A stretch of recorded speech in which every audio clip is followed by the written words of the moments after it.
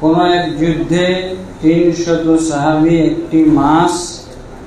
এক মাস ব্যাপী খেয়েছিলেন, তারপরও শেষ করতে পারেন নাই। কতটুকু সত্য তাহা জানাবেন। হ্যাঁ, এই ঘটনা সত্য, তবে যুদ্ধের নাম উল্লেখ হয় নাই। যে কোনো এক যুদ্ধে গেছিলেন, সেই যুদ্ধটা ছিল সংকটাপূর্ণ, বিশেষভাবে খাদ্যের সংকট হয়েছিল। সাহাবায়ে কেরাম মদিনার থেকে যে পরিমাণ খাদ্য নিয়ে গেছিল, সেই খাদ্য শেষ হয়ে যাওয়ার যখন সময় হলো, তখন যুদ্ধের সেনাপতি সবাইকে মেপে মেপে খাদ্য দিত। 3টা করে খেজুর, তারপরও দেখা যাচ্ছে শেষ হয়ে যাচ্ছে, পরে 2টা করে খেজুর, তারপরে 1টা করে খেজুর দিত। সে 1টা করে খেজুর দেওয়া, এটাও শেষ। এরপরে তখন তারা এই যুদ্ধের মধ্যে মাঠের লতা পাতা, গাছের কি বলে পাতা, এগুলো খাইতো। এমন সময় তারা সমুদ্রের কাছাকাছি একটা জায়গায় গিয়ে পৌঁছে, এবং সেখানে গিয়ে সমুদ্রের কিনারে বিশাল আকারের একটা মাছ দেখা যাচ্ছে যে ঢেউয়ের সাথে উঠে এসেছে, এসে চরে পড়ে গেছে, আরো পানির সাথে যেতে পারেনি। মাছটার নাম আম্বর। এই মাছটা তারা 1 মাস ব্যাপী খেয়ে, ওই না খেয়ে থাকার কারণে যে দুর্বলতা এবং শরীর যেটা শুকিয়ে গেছিল, সেটা কভার হয়ে সবার শরীর মানে ভালো হয়ে যায়, মোটা হয়ে যায়। এবং তারা কিছু অংশ হয়তো রাসূল সাল্লাল্লাহু আলাইহি ওয়াসাল্লামের নিকটও নিয়ে এসেছিল। তো এটা মানে আল্লাহর পথে যারা জিহাদ করে, আল্লাহ তাবারক ওয়া তাআলা তাদের রিজিকের ব্যবস্থা করে। আল্লাহর উপরে যাদের ভরসা থাকে, আল্লাহ তাদের জন্য রিজিকের ব্যবস্থা করে। এটা একটা সত্য আর কি ঘটনা, সহিহ বুখারীতে আছে ঘটনা। এই নরমালি রেখে দেবেন যেভাবে নিয়েছিলেন। নেওয়ার সময় তো চুমুক দেয় না, বুকে ঠেকায় না, রাখার সময় তো নেওয়ার সময় যেভাবে নিয়েছিলেন ওইভাবে রেখে দেবেন। এই চুমু খাওয়ার দরকার নেই, বুকে ঠেকানোর দরকার নেই। হ্যাঁ, এগুলো অতিরঞ্জন বাড়াবাড়ি এক ধরনের বিদআত। আরেকবার প্রশ্ন করেছেন, মেয়ের বাবার অনুমতি ছাড়া কিছুদিন পর মেনে নিয়েছেন, এখন কি বিবাহ বৈধ? আসলে এগুলো ওলি ছাড়া, ওলি বলা হয় মেয়ের অভিভাবককে, আর মেয়েকে লালন পালন করে থাকে বা মামা তাকে লালন পালন করে থাকে, তার বাপ নাই, বাপের ভূমিকা পালন করছে, এই অবস্থায় হইতে পারে। তো ওলি ছাড়া বিবাহ হবে না, এটা ইসলামের নবী মুহাম্মদ সাল্লাল্লাহু আলাইহি ওয়াসাল্লাম স্পষ্ট করে জানিয়ে দিয়েছেন, লা নিকাহা ইল্লা বিওয়ালিয়িন ওয়া শাহিদাই আদিল। ইসলামে কোনো বিবাহ আর কমপক্ষে 2 জন সাক্ষী ছাড়া, ন্যায়পরায়ণ সাক্ষী। ন্যায়পরায়ণ মানে দিনদার, নামাজি হইতে হবে, বেনামাজি বেদিন মার্কা হবে না। ওলিও হইতে হবে দিনদার, নামাজি। করে ওই খাতাটার মধ্যে ওলি, কোরআন হাদিসে এত মূল্য দেওয়া হয়েছে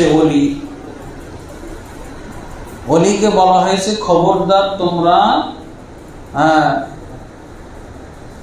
তোমাদের কন্যা, তোমরা যাদের অভিভাবকত্ব গ্রহণ করেছো, এদের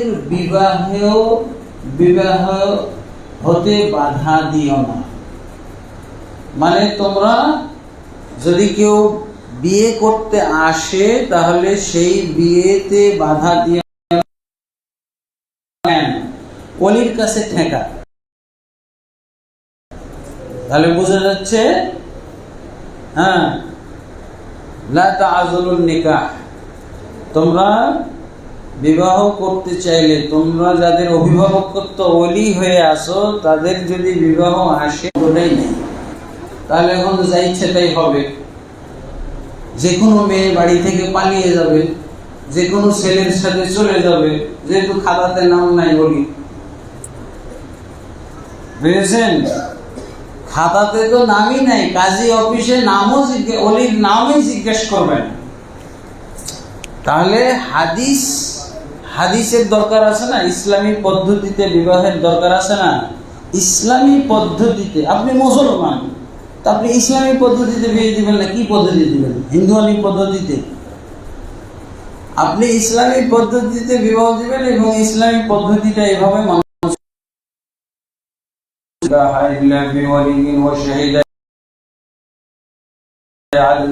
ইসলামে কোনো বিবাহ হবে না ওলি ছাড়া, দুইজন ন্যায়পরায়ণ সাক্ষী ছাড়া। তারপরে আল্লাহ রাসূল আরো কি বলছেন? আবু দাউদের হাদিস, আইয়ুমা ইমরাতিন নাকাহাত বিগাইরি ইজনি ওয়ালিহা ফানিকাহুহা বাতিলুন, সেই বিয়ে চালিয়ে দিচ্ছে। রাসূল কাজী সাহেবেরা এই বিয়ে চালিয়ে দিচ্ছে, আর রাসূল বললেন 3 বার বাতিল বললেন। এই হাদিসগুলো যদি আমরা প্রচার করতাম তাহলে একটা মেয়েও পালাইতো না, একটা ছেলেও পালাইতো না। কারণ এই হাদিসগুলো নির্দেশনা হলো যে পৃথিবীর সব হুজুর মিলে যদি একটা বিবাহ দেয় ওলি ছাড়া হবে না। আর যেই বিবাহকে আল্লাহ রাসূল 3 বার বললেন বাতিল বাতিল, তাহলে 3 কোটি হুজুর মিলে দিলে কি ওই বিবাহ সহি হবে নাকি? এই হাদিসগুলো প্রচার করা, কিন্তু এই হাদিসগুলোকে কাজী অফিসের আশপাশেই ঢুকতে দেওয়া হয় না। রাসূল সাল্লাল্লাহু আলাইহি ওয়াসাল্লামের এই হাদিসগুলোকে পাহারা দেওয়া হয়, বোঝা গেছে? এই জন্য আমাদের এরকম দুরবস্থা। আচ্ছা, এইরকম যদি কেউ বিবাহ করে নিয়ে থাকে তাহলে বোঝা গেল এটা অজ্ঞতার উপরে এই বিবাহ হয়েছে এবং রাসূলের আদর্শ বহির্ভূত বিবাহ হয়েছে, অনিসলামী বিবাহ হয়েছে। অতএব যখন এইরকম বিবাহ যদি ঘটে যেয়ে থাকে, তাহলে যদি এই ছেলেটা এই মেয়েটার উপযুক্ত হয়ে থাকে, তাহলে আপনারা ওদেরকে তওবাতিল্লাহ পড়িয়ে আবার শরঈ পদ্ধতিতে, ইসলামী পদ্ধতিতে বিবাহটা দিয়ে দিবেন। মেনে নেবেন না, মেনে নেওয়া মানে তো অন্যায় মেনে নেবেন। ওরা 1 মাস অবৈধ জিনা করেছেন আর আপনি এই জিনার স্বীকৃতি দিয়ে দিলেন, মেনে নেওয়া মানে। তার মানে এতক্ষণ পর্যন্ত ওরা দুইজনই গুনাহগার ছিল, এখন মেয়ের পিতা মাতা 14 গোষ্ঠীও গুনাহগার আর ছেলেরও 14 গোষ্ঠী গুনাহগার। মেনে নেওয়া মানে কি? জিনা মেনে নিলেন, অবৈধ জিনিস মেনে নিলেন। আপনি যদি মেনে নেন তার মানে কারেকশন করেন, তাহলে এটা ভুলটা শুধরিয়ে দেন, এটা করতে পারেন। কিসের আপনি মেনে নেন? ভুল মেনে নেবেন আপনি?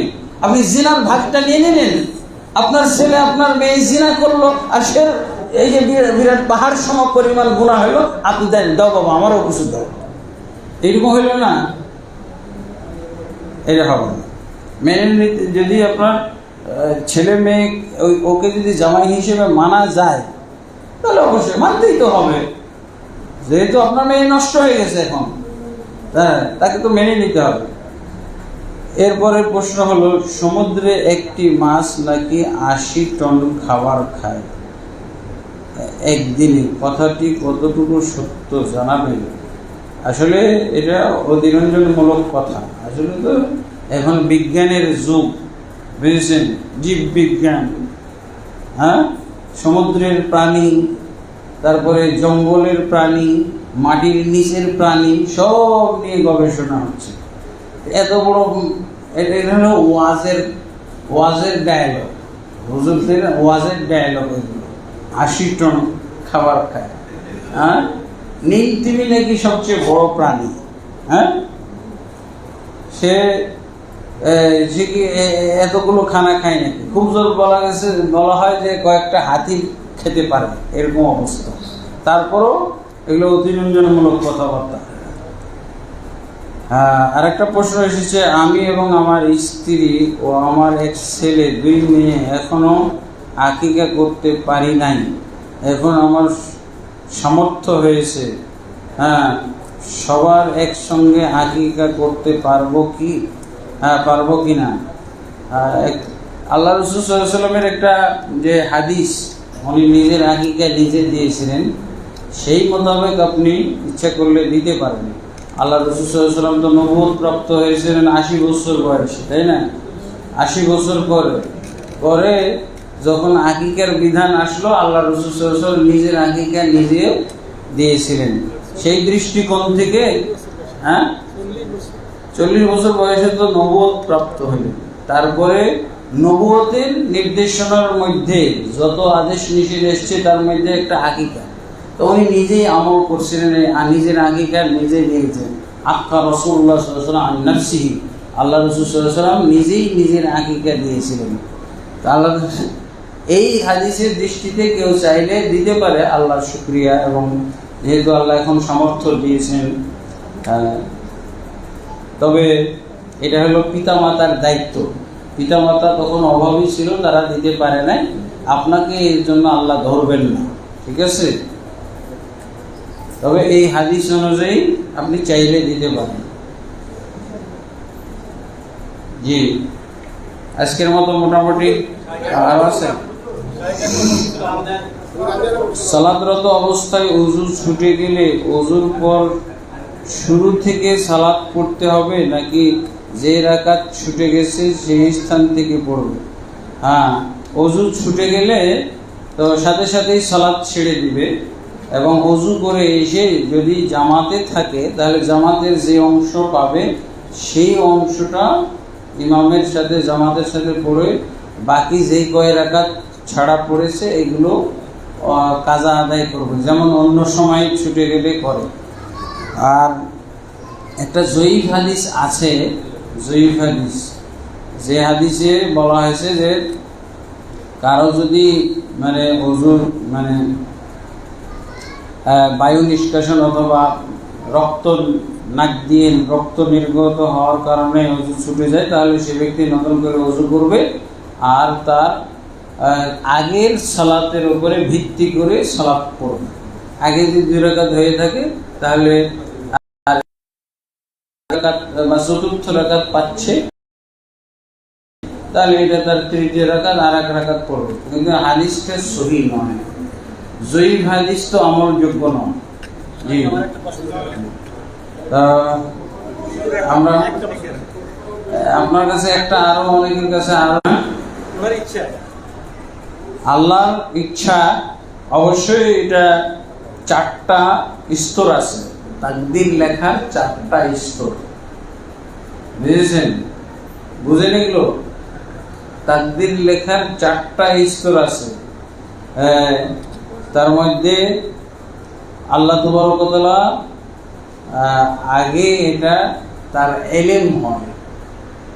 প্রথম স্তরটা হলো আল্লাহর ইলম, যে এই যে মাখলুক আমি তৈরি করব, একে যখন আমি ক্ষমতা দিব তখন এ কি কি কাজ করবে এগুলো আল্লাহ সব জানেন, আল্লাহর ইলম। বুঝা গেছে? তাকদীরের প্রথম স্তর হলো ইলম। আল্লাহ সুবহানাহু ওয়া তাআলা নিজের ইলম না, এই যে যত মাখলুক তৈরি করবেন এই মাখলুকগুলো কি করবে কি করবে না এগুলোর ইলম আল্লাহর কাছে আছে, ঠিক আছে? তাহলে আপনি কি করবেন কি করবেন না, যেমন আমি আমার মাদ্রাসায় ছাত্র নিয়েছি, তো আমি কি করব আমি বলে দিলাম, আমি কি করব না এটা বলে দিলাম। আমি বললাম যে যারা পাশ করবে, এই সামনের এতে পাশ করবে তাদেরকে রাখবো। তারপর পড়াইতে দেখলাম যে পরীক্ষার আগেই বুঝলাম যে এই কয়জন পাশ করবে আর এই কয়জন পাশ করবে না। পরীক্ষা হওয়ার পর দেখা গেল আমার আইডিয়া ঠিক আছে, আমার আইডিয়াটা আমি জানতাম যেরকম, আবার কখনো কখনো একটু ভুল হয়ে যায়। এটা বান্দার ক্ষেত্রে ভুল হইতে পারে, আল্লাহর ক্ষেত্রে 100 এদিক ওদিক হবে না। আল্লাহরও ইলম আর আমার ইলমটা 90% ঠিক হয়েছে, আর আল্লাহর ইলম সবসময় 100%। বোঝা গেছে? এইটা হলো তাকদীর লেখা, আল্লাহ সেই ভিত্তিতে লিখে রেখেছেন, ঠিক আছে? এই বান্দা জান্নাতের কাজ করবে আর জান্নাতে যাবে, আর এই বান্দা জাহান্নামের কাজ করবে আর জাহান্নামে যাবে। এটা আল্লাহ এলেমের ভিত্তিতে লিখে দিয়েছে। হ্যাঁ, ভাগ্যটা তো কনস্ট্যান্ট, অপরিবর্তিত। তো বুঝছেন তো, লেখার পর অপরিবর্তিত। তারপর আল্লাহর কাছে দরখাস্ত করার একটা সিস্টেম আছে। দরখাস্ত, এটা হাদিসে আসছে, লা ইয়ারুদ্দুল কাযা ইল্লা দুআ। আল্লাহ দোয়ার মাধ্যমে আল্লাহ পরিবর্তন করেন। দোয়ার মাধ্যমে আল্লাহ পরিবর্তন করেন। আপনি দোয়া করেননি তাহলে ওইভাবেই হবে। আর যদি দোয়া করেন, আমি প্রিন্সিপাল, আপনি পাস করেননি, তারপর আমি আপনাকে রেখে দেওয়ার ব্যবস্থা করতে পারি। কিন্তু যদি আপনি দরখাস্ত না করেন, আউট। বুঝেছেন? ঠিক আছে। তো ওমর রাদিয়াল্লাহু আনহুর কাছে এক চোর, আপনি কয়টা প্রশ্ন করবেন? একটা, বসেন, শেষ, একবার বসেন। এই এটা ওনার ভাইয়ের পরিপ্রেক্ষিতে একটা কিসসা বলছি ছোট। ওমর রাদিয়াল্লাহু আনহুর কাছে এক চোর ধরে নিয়ে আসা হয়েছে প্রমাণ সাপেক্ষে। তো প্রমাণ সাপেক্ষে চোর ধরা পড়লে তো তার হাত কাটা হবে। তখন চোর এবার তাকদীরের দোহাই দিয়ে বাঁচার চেষ্টা করতেছে, তাকদীরের ওয়াজ শুরু করছে। চোর তাকদীরের ওয়াজ শুরু করেছে ওমরের কাছে।